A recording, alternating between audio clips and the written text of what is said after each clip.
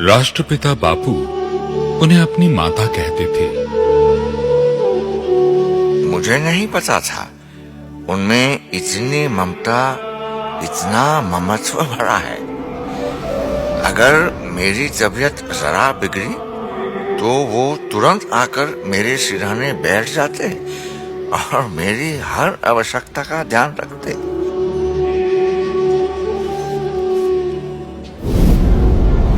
उनके विरोधी भी उनका लोहा मानते थे।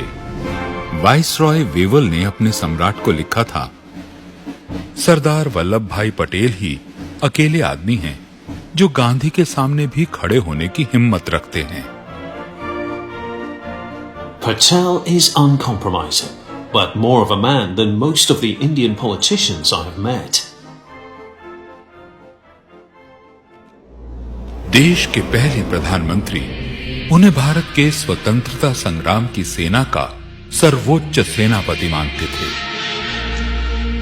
सरदार ने ही छेड़ी हथौड़ी लेकर भारत देश को उकेरा है। सबसे बढ़कर वो ही भारत की राजनीतिक एकता अखंडता की शिल्पी है।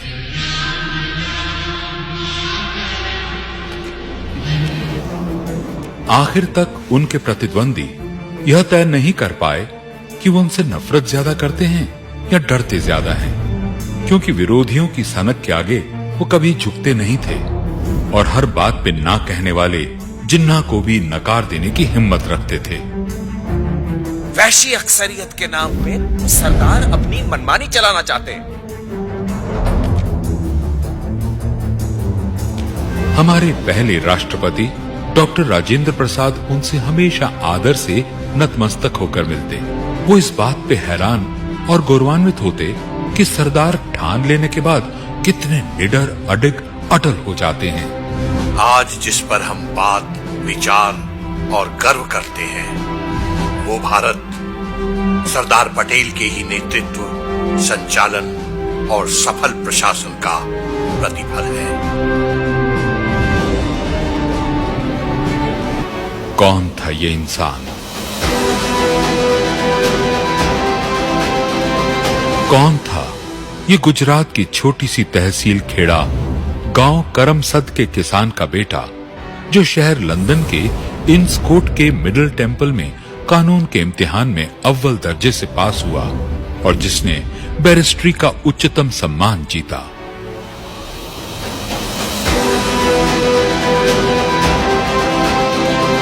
कौन था ये इंसान जो अपनी पत्नी की मृत्यु का समाचार सुनकर भी अदालत में जिरहा करता रहा, क्योंकि उसके लिए पत्नी के अंतिम संस्कार में जाने से अधिक मृत्यु दंड पाए एक इंसान की जान बचाना ज्यादा जरूरी था।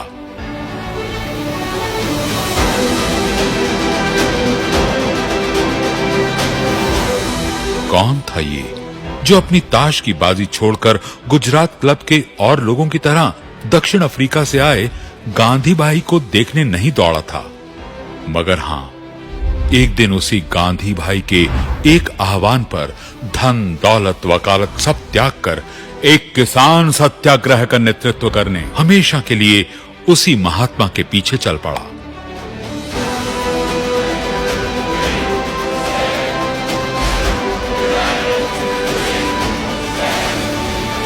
कौन था ये इंसान जिसने भारत के पहले प्रधानमंत्री बनने के मौके को यूं ही छोड़ दिया, परंतु 565 रियासतों में से एक भी छोड़ने को तैयार नहीं था ताकि भारत एक एकीकृत प्रजातांत्रिक राष्ट्र बन सके?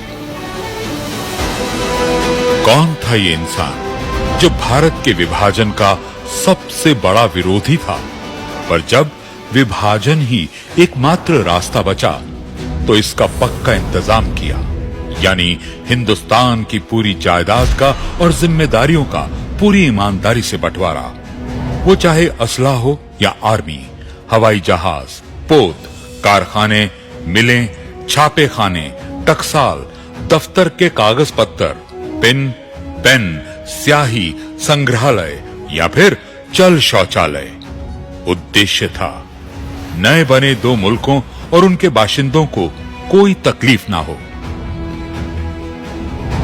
कौन था ये इंसान जो सांप्रदायिक तनाव को रोकने के लिए अहिंसा का रास्ता अपनाकर लाखों की हिंसक भीड़ का अकेले निहत्थे सामना करने को तैयार था। पर हां, जब बात भारत भूमि का 1 इंच भी जाने की होती तो वो हथियार उठाने और बल प्रयोग करने के लिए तुरंत तैयार हो जाता था। कौन था ये इंसान जो ना होता तो भारत एक कटा फटा देश बनता, जहां ना उत्तर में जम्मू कश्मीर होता, न पूरब में मणिपुर, न दक्षिण में हैदराबाद और न पश्चिम में जूनागढ़। ये इंसान था सरदार वल्लभ भाई ज़वेर भाई पटेल।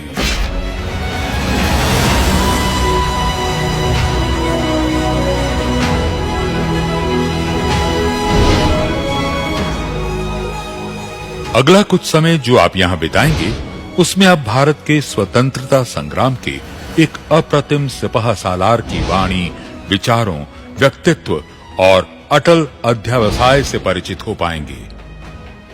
यहां आपका साक्षात्कार उस व्यक्ति से होगा जिसकी दूरदर्शिता, दृष्टिकोण, दृढ़ता से ही हमें एक अभूतपूर्व अखंड एकीकृत गणतंत्र और जनगण हासिल हुए, जिसे हम गर्व से कहते हैं इंडिया, यानी भारत।